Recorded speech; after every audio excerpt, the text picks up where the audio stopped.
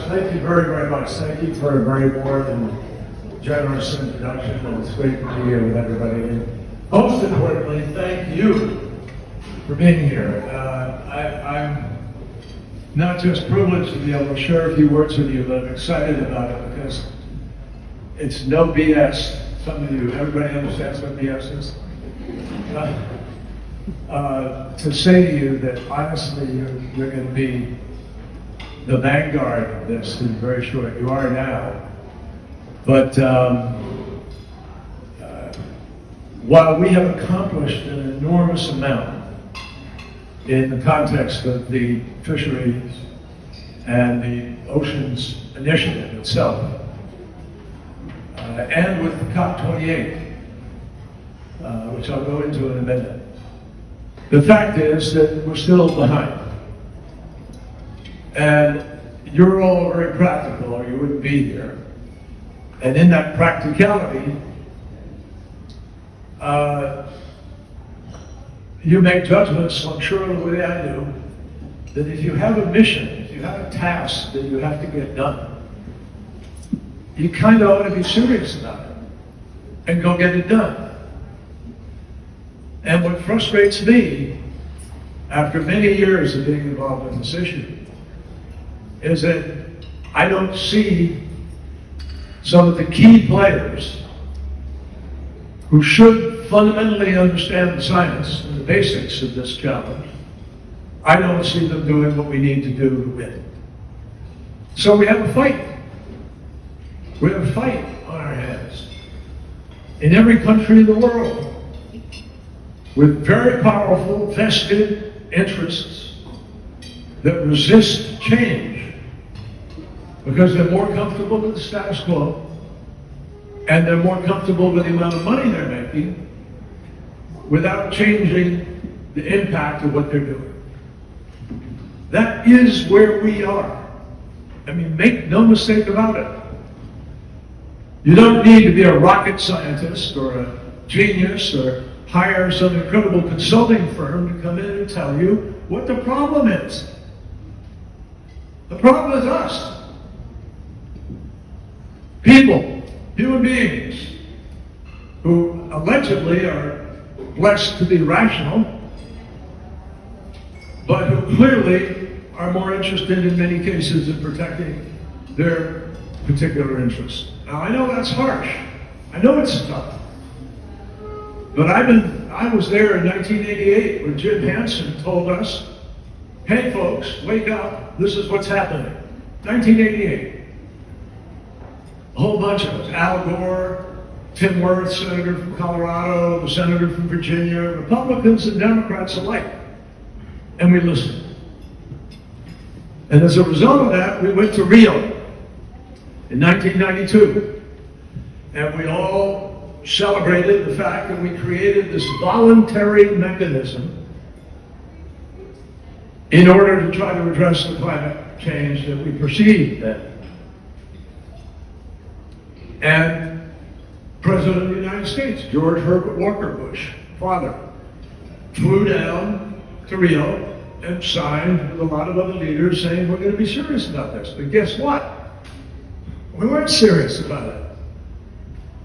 And it just kept climbing. The emissions kept climbing. Why? Because people kept doing the same old things. Go out and buy an internal combustion engine car and go out and build another coal plant. And so we are in a predicament today which is clearly definable, clearly understandable, and clearly addressable.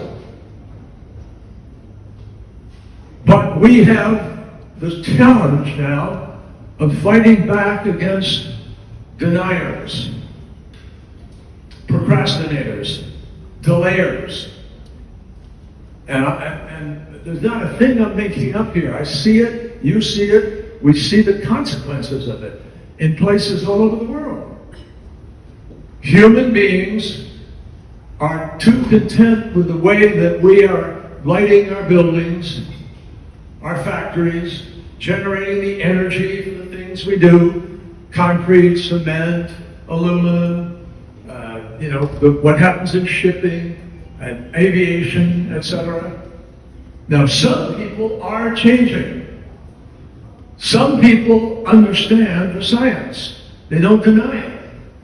And if you want to learn about denial, not the river, but if you want to learn about denial, please think about reading Naomi Oreskes, professor of the history of science at Harvard University.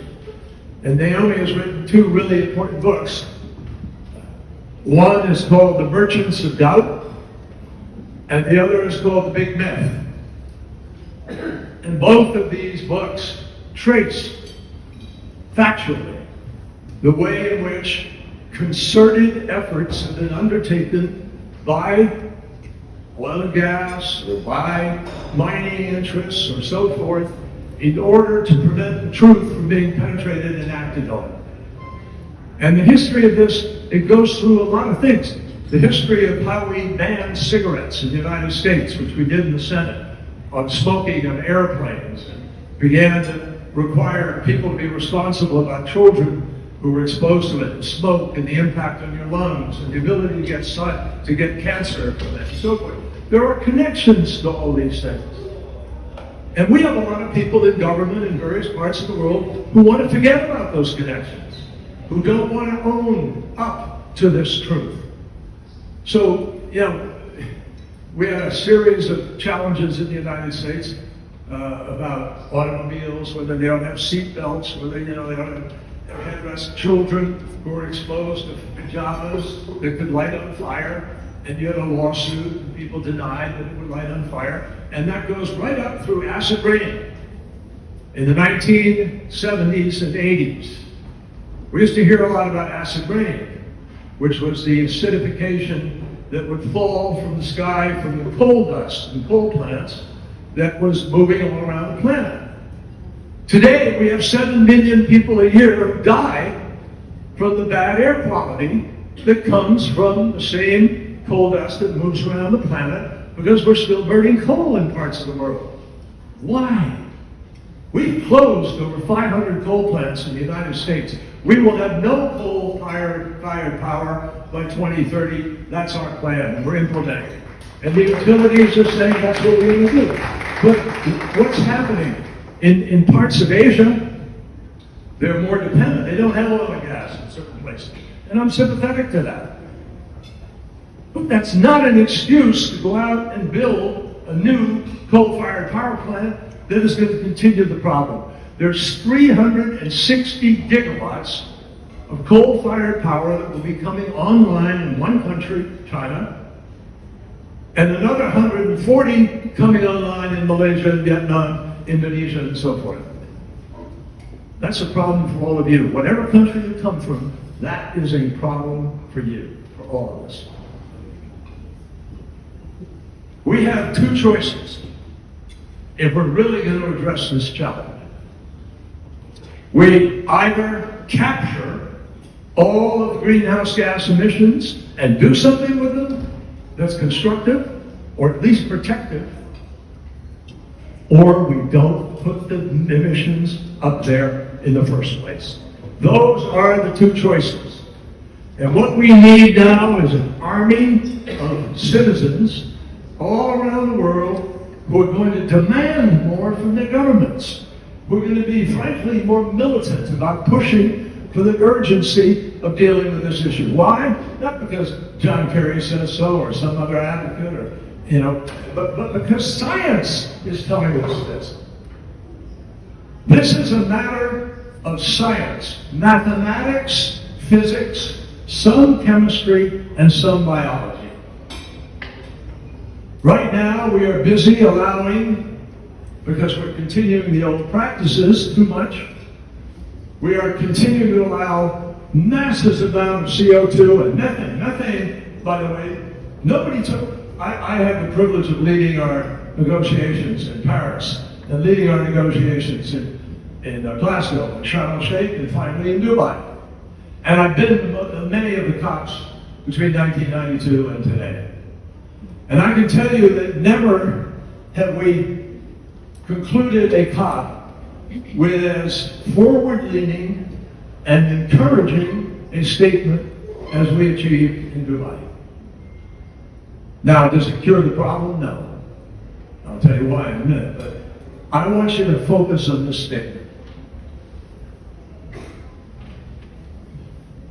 Paragraph 28 of the Dubai decision says that the nations assembled in Dubai agree that we have to transition away from fossil fuel in a way that is fair, orderly, and equitable, so as to achieve net zero 2050, which means you have to have a plan, accelerating in this decade, which is critical language, because if we don't accelerate in this decade, we do not make it. We blow through 1.5 and so forth. And finally, according to the science. Those are the words, according to the science. And according to the science means 1.5 degrees. Not 2, not well below 2. It means trying to achieve 1.5. Why? Because in 2018, the scientists issued a new IPCC report that said it's no longer 2 that's adequate, it's no longer well below, you've got to try to hold it to 1.5. And sadly, my friends, we're blowing through 1.5 right now. As you sit here today in Athens, an amazingly important and good place to be having this meeting. Why? Because antiquity took up some of the greatest challenges of human thinking several thousand years ago and wrestled with democracy and how do we make things happen and how are we responsible. And that's what you all are here to do right now. So we have this document, and now the question is, what are we going to do with it? Are we going to act on it?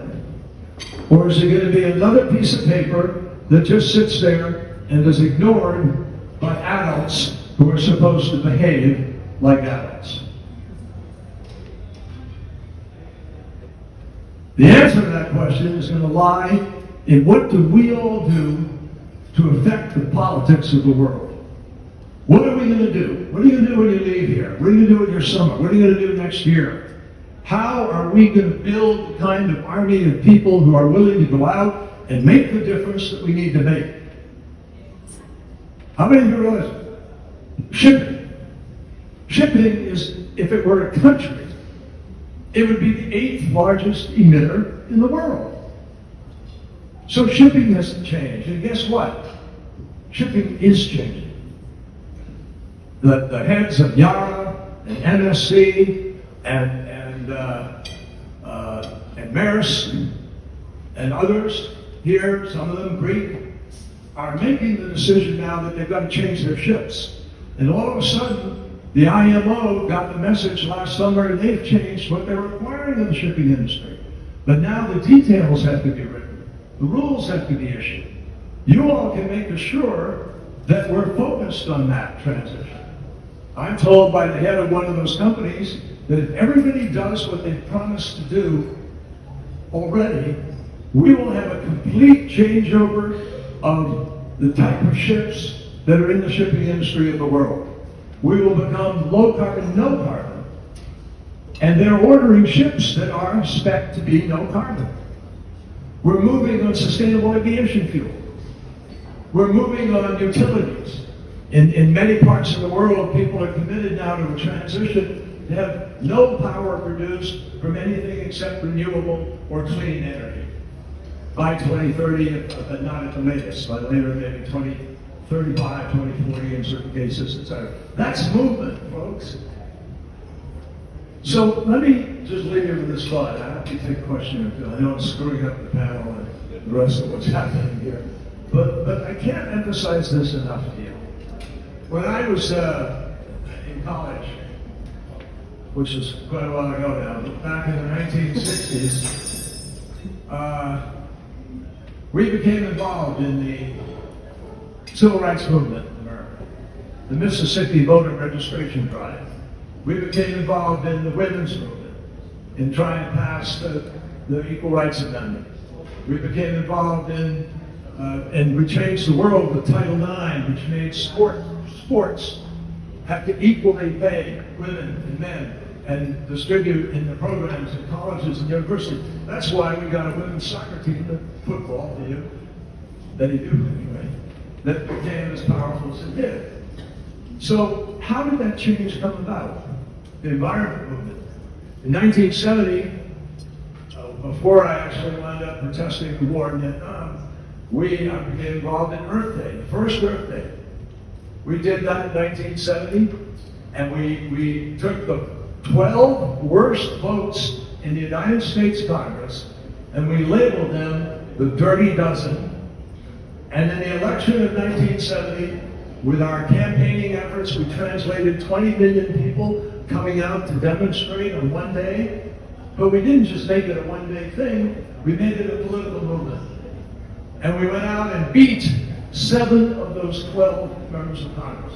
And you know what happened? All their surviving friends looked at, whoa, this is a voting issue. Oh my God, maybe I better pay attention to it.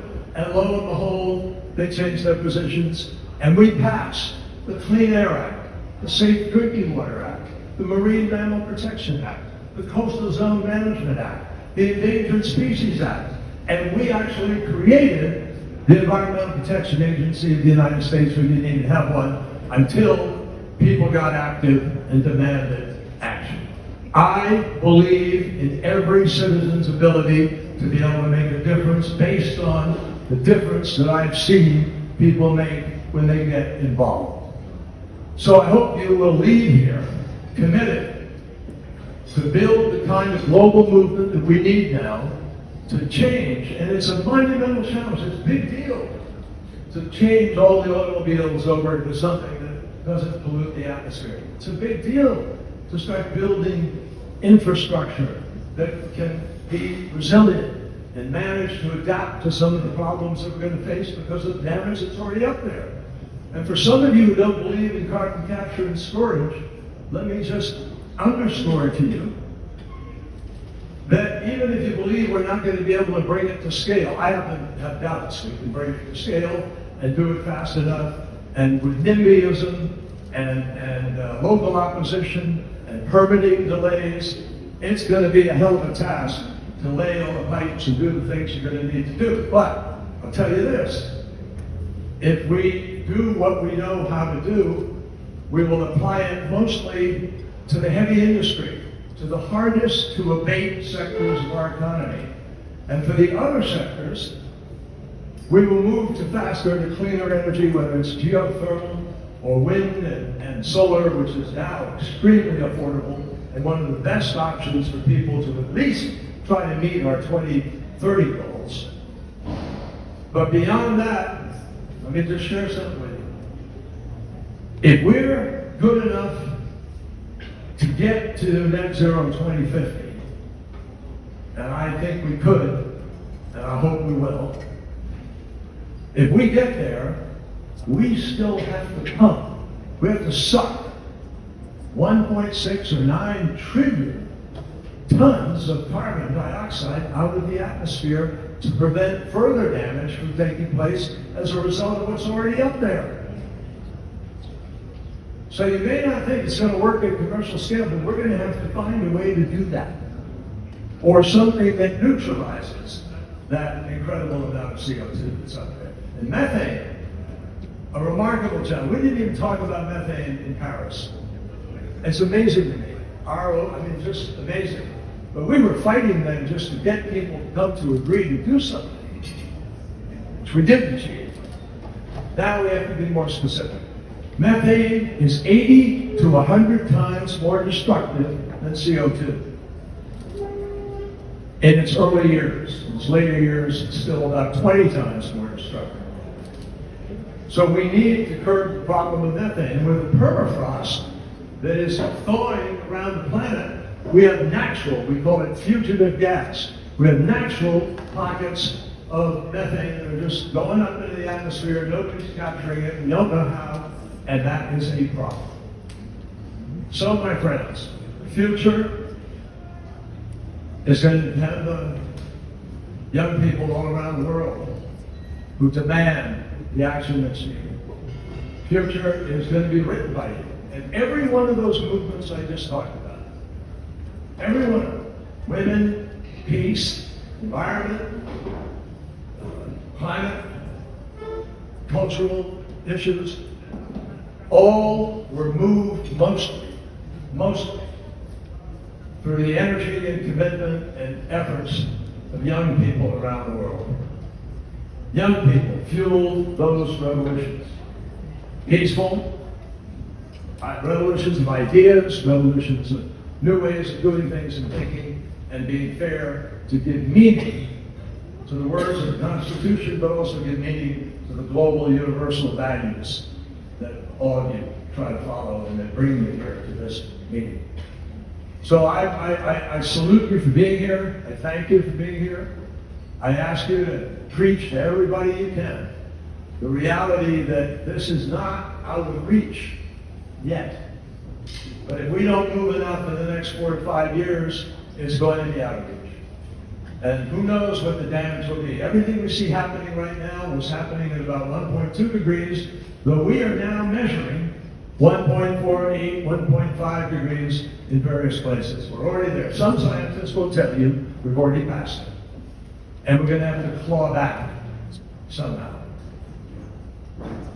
So, I believe we can get there. I really do. I see amazing things happening. First of all, we have 2,100 initiatives in the Ocean Conference. And by the way, the oceans aren't something separate from the climate. You can't solve the problem of the oceans without solving the climate crisis, and you can't solve the climate crisis without also addressing the challenges of the ocean. 90% of the heat of the planet goes into the ocean. And the ocean's warming now is what is creating the intensity of these storms and these massive floods and amounts of rainfall. Everything is linked. And I hope you all will go home and take the time to fight on weekends and whatever, get your schools to be active, help to make a difference in what happens, because in the end, you're the ones who make the greatest difference. When I was younger, Robert Kennedy gave a speech in South Africa about apartheid. And many people in America were supportive of the marches and the efforts to break the back of apartheid, just as we tried to break the back of Jim Crow in the United States. And Robert Kennedy in 1968 went to University of South Africa and he spoke. And I'll sort of paraphrase what he said. He said, the greatest of all dangers is futility. The belief that there's nothing that one man or one woman can do against the enormous array of the world's ills. But he said that each of us can work to change a portion of events, history.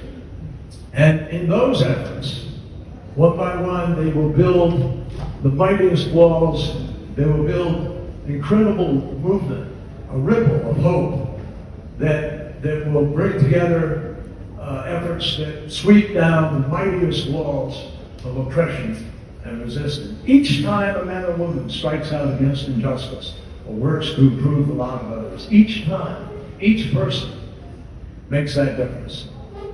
And I think you all will just stay tuned to that and channel it into how we protect the fishing world, how we protect the world, how we don't have, we're going to lose, we are losing right now whole fish stocks. Illegal fishing, thousands of boats out there illegally fishing, and goes in ports around the world. I'm not going to go down a whole new discussion here. But you are armed with facts now, and facts are still important. We have to make a difference based on the reality of what is happening, not on the fake disinformation that is being put out there by a lot of people with a lot of money. So what we're fighting for is the future. Make no mistake about it. And I am absolutely confident if you will pick up the baton and use the power at your disposal same power that's made me free enough to be able to be here at this meeting and translate it into action, we can still win this fight. And I hope we're doing it tonight. Thank you.